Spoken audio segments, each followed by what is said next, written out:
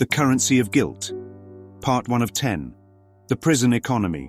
How Guilt Replaced Love in the Dream. This is part 1 of a 10-part series on guilt. How it operates, how it hides, and how to finally undo it. We begin with the metaphor of prison currency, because guilt is how the ego does business. In the federal prison system, they don't use dollars. They use stamps. Small, easy to hide, universally accepted. They become the currency of control in a system where real value is banned. And in the prison of perception, guilt is the currency. Guilt is the emotional stamp. Tiny, but potent. Traded every day. When love is forgotten, guilt takes its place. When truth is hidden, guilt runs the economy. It's the ego's medium of exchange in the dream of separation. Let's get practical. You want to know how guilt works? Watch this. You use guilt to buy approval. You forget a birthday and spend the next week over-apologizing, not because you're present, but because you're guilty. Trying to earn your way back into being good. You use guilt to buy safety. You say yes to things you don't want to do. You overcommit. You bend over backwards. Not from love, but from the fear of what someone will think if you say no. You use guilt to buy a place in someone's life. You remind them of all the things you've done for them. You say, after everything I've done for you. That's not love talking. That's emotional currency.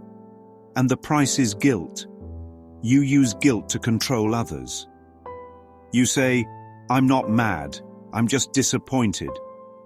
You withhold affection. You give the silent treatment. Why? Because if they feel bad enough, maybe they'll change. You use guilt on yourself. You eat something bad and spend the whole day punishing yourself. You think a judgmental thought and spiral into shame. You feel too happy when others are suffering and convince yourself you're selfish. This is how guilt moves. This is how it buys and sells. It runs relationships. It runs religion. It runs politics. It even runs your own self-concept. But here's the punchline. Guilt is fake currency. It has no value in truth.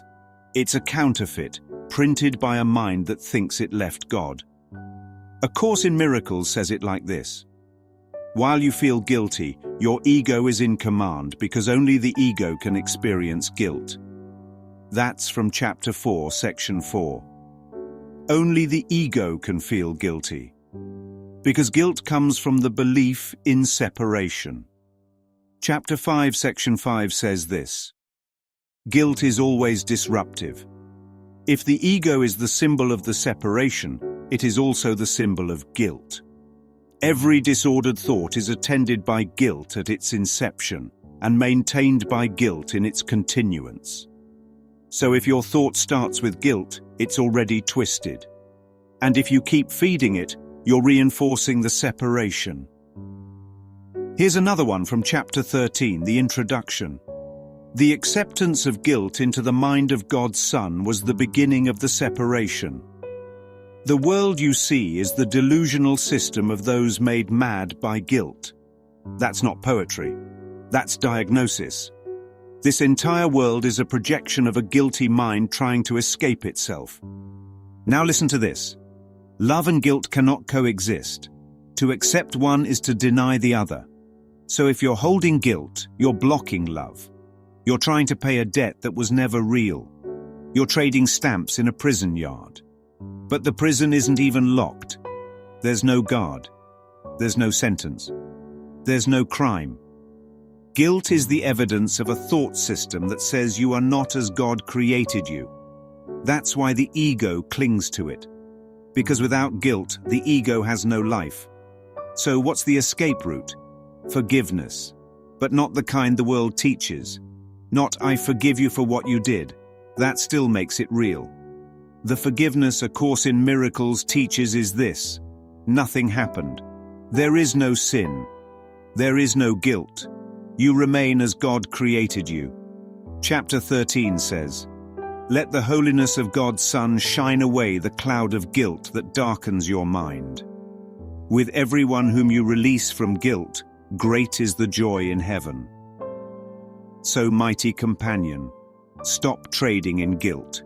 Let it collapse. Let the ego's economy default. Let the false stamp system be exposed for what it is. A dream of punishment. You don't owe anything. You can't owe anything. Because you never left your source. You are not guilty. You are not a sinner. You are not condemned. You are free.